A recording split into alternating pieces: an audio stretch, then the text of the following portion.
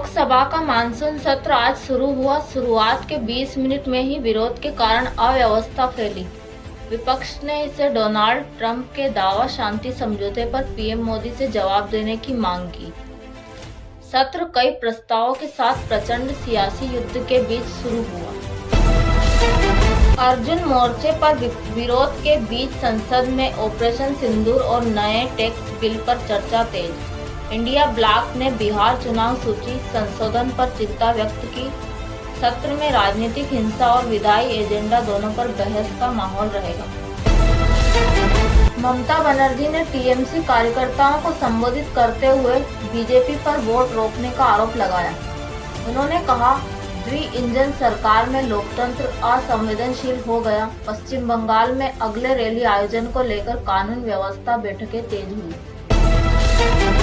कांग्रेस ने मध्य प्रदेश के मंडू में आगामी एमएलए प्रशिक्षण शिविर की घोषणा की।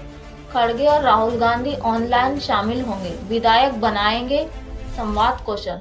एमएलए शिविर में बेरोजगारी, आदिवासी अधिकार समेत इशू आएंगे। बीजेपी बंगाल में अलग अलग आयोजनों के साथ मार्टयार्ड डे मना रही है। शुवेंदु अधिकारी और दिलीप घोष अलग अलग रिले मारेंगे। 40,000 से अधिक लोगों की उपस्थिति को ध्यान में रखते हुए सुरक्षा व्यवस्था सीधी निगरानी में।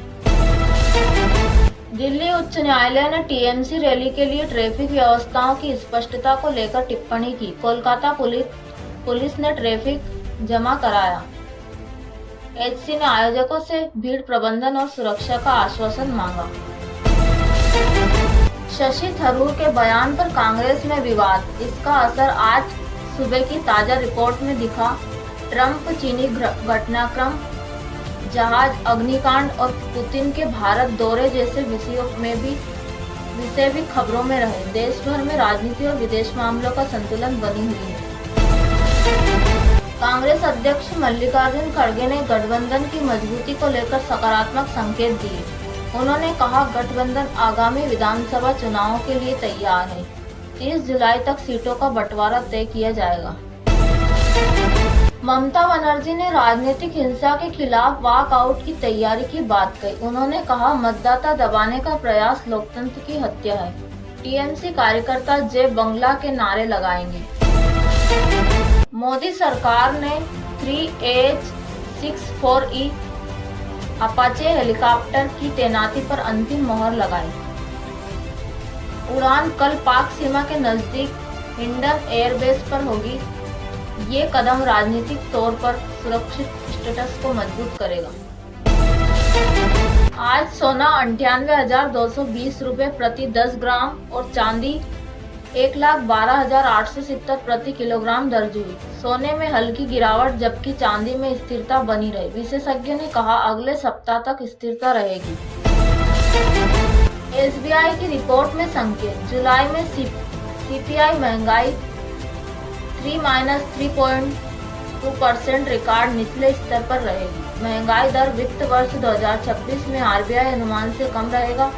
एफएम ने लोकसभा में बताया, बेरोजगारी 6% से घटकर 3.2% हुई है। दिल्ली विश्वविद्यालय ने सीबीसीएस वर्ग का सिहान अवलोकन शुरू किया। विकल्पों के आधार पर विषय चुनाव की सुविधा दी जाएगी। छात्र नेताओं का कहना है, ये पढ़ाई में रुचि बढ़ाएगा। पीएम मोदी इस सप्ताह उत्तराखंड और मालदीव की यात्रा पर होंगे। ब्रिटेन के साथ एफटीए और मालदीव के स्वतंत्रता दिवस समारोह पर भागीदारी मुख्य एजेंडा। विदेश मंत्रालय ने कहा, ये यात्रा द्विपक्षीय रिश्तों में मील का पत्थर है। दिल्ली एनसीआर में मानसून की सक्रियता जारी। हल्की बारिश का दौर आज भी रहा। मौसम विभाग का अनुमान, अगले 2-3 दिन बारिश की गतिविधियां बनी रहेगी। किसानों के लिए ये राहत का संकेत है। देश में वायरल फीवर और डेंगू के 40,000 से अधिक मामले दर्ज हुए। स्वास्थ्य मंत्रालय ने बुखार क्लिनिक और फॉगिंग मुहिम तेज कर दी। लक्षण दिखते ही तुरंत जांच कराने का निर्देश सभी राज्य सरकारों को दिया गया। जोधपुर में धार्मिक जुलूस के दौरान तनाव भड़क गया। पुलिस ने फोर्स तैनात कर इंटरनेट बंद किया। 15 लोग हिरासत में लिए गए। स्थिति शांत लेकिन संवेदनशील बनी हुई है।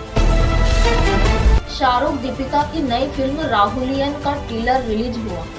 सोशल मीडिया पर उत्साह और जुमलों से बज बना। फिल्म 2026 गणतंत्र नवंबर में रिलीज होने वाली है। Neeraj Chopra classic javelin tournament में नीरज ने गोल्ड मेडल जीता। 86.18 मीटर की दूरी के साथ विश्व स्तरीय प्रदर्शन दिखाया। खेल जगत में उत्साह और भविष्य की उम्मीदें जग गई। भारतीय सेना को बुधवार को 3 AH-64E Apache tank killer helicopter मिले। पाक सीमा पर तैनाती आज से शुरू होगी। ये भारत पाक की सीमा की रणनीतिक मजबूत स्थिति का संकेत है। रिपोर्ट जून 2025 में भारत की स्वर्ण आयात रिकॉर्ड निचले स्तर पर, शुद्ध आयात 21 टन रहा। सोने के उच्च दाम ने मांग को सीमित किया। चांदी का आयात 2 गुना बढ़ा। अमेजन और फ्लिपकार्ट ने स्वतंत्रता दिवस सेल की तारीख घोषित की। 13 से 18 अगस्त का आयोजन तय। ग्रामीण हबों में डिस्काउंट की शुरुआती तैयारियां हो रही। उपभोक्ता जागरूकता बढ़ी है। डिजिटल धोखाधड़ी के मामलों में 30% तक वृद्धि दर्ज की गई। आरबीआई और पुलिस ने OTP पिन गोपनीय रखने की सलाह दी। एक बड़े गिरोह को गिरफ्तार कर 20 लाख बरामद हुआ। राजस्थान में 500 महिलाओं को ड्रोन ऑपरेटर ट्रेनिंग दी गई। ये महिलाएं कृषि बचाव कार्य करेगी। सरकार ने इसे नारी शक्ति अभियान कहा।